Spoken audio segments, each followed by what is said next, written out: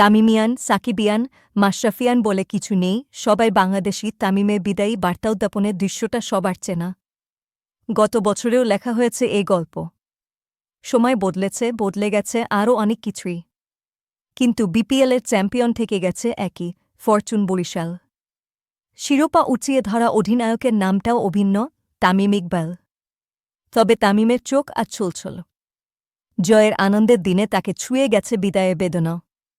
ফাইনালের পুরস্কার বিতরণী অনুষ্ঠানে মিরপুর শেরেবাংলা স্টেডিয়ামে বড় পর্দায় ভেসে এল তামিমকে নিয়ে স্মৃতিচারণা। জাকের আলী, জাকির হাসান, তানজিম হাসান কিংবা ইয়াসির আলী জানালেন তাকে ঘিরে নিজেদের স্মৃতি। কারো কণ্ঠে তামিমের সঙ্গে ড্রেসিংরুম ভাগ করতে না পারার আক্ষেপ, কেউ বললেন তামিমকে কাছ থেকে দেখতে পাওয়ার অনুভূতি।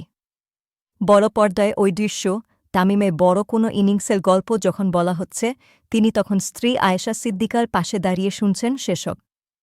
তার বেদনা, চোখ দুটোতে হয়তো পুরনো অনেক স্মৃতির নতুন দৃশ্যায়ন। প্রিয় বন্ধু মুশফিকুর রহিম ও দীর্ঘদিনের সতীর্থ মাহমুদুল্লাহ মঞ্চে ওঠেন এরপর। মাহমুদুল্লাহ তামিমকে ব্যাখ্যা করেন এক শব্দে, ক্যারিশমেটিক। মুশফিক জানান তার চোখে তামিমই বাংলাদেশের সর্বকালের সেরা ব্যাটসম্যান। এসব গল্পের পেছনের কারণটা এতক্ষণে বুঝে যাওয়ার কথা।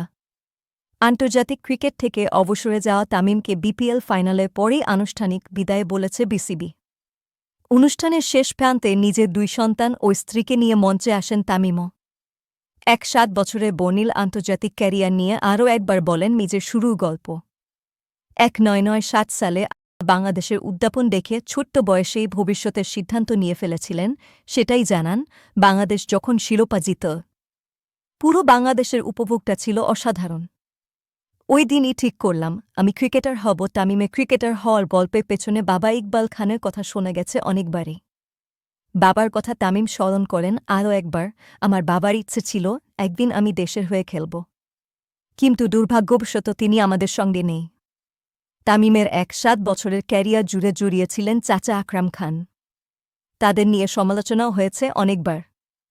এসব সহ্য করায় আকরামের প্রতি আলাদা করে কৃতজ্ঞতা জানান তামিম। ছেলে আরহাম ইকবাল কিভাবে তার সমর্থক।